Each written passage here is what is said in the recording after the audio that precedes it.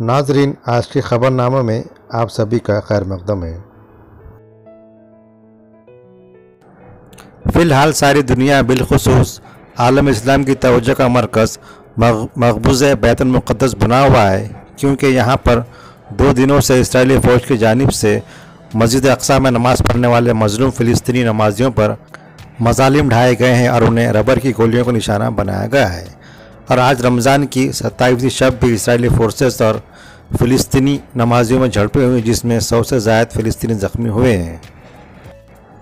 तफ़सीलात के मुताबिक रमज़ान की 27वीं शब मक़बूज़ा बैतुल मुक़द्दस में इबादत करने वाले नमाजियों पर इस्राएली फ़ौज की स्टन ग्रेनेड और रबर की गोलियों से फायरिंग और मस्जिद अक़सा के अहाते में इस्राएली फ़ौज से शदीद झड़पें में 100 फ़िलिस्तीनी ज़ख्मी हो गए। जुमा को भी 300 फ़िलिस्तीनियों को ज़ख्मी किया गया था। इस्राएली जारहियत के ख़िलाफ़ गज़ा में एहतजाज किया गया और टायर जलाकर सड़कें ब्लॉक की गईं। उधर ईसाइयों के रूहानी पेशवा पोप फ्रांस ने तशद्दुद ख़त्म करने का मुतालबा किया है। उन्होंने मुक़द्दस सरज़मीन पर भाईचारा बरकरार रखने के लिए मुश्तरका क़रारदाद की दावत दे दी है। फ़िलिस्तीन की दरख्वास्त पर अरब लीग का हंगामी इजलास कल काहिरा में तलब किया गया है। तेवंस ने भी अक़वाम मुत्तहिदा सलामती कौंसिल का हंगामी इजलास भी पीर को बुलाने का मुतालबा कर दिया है।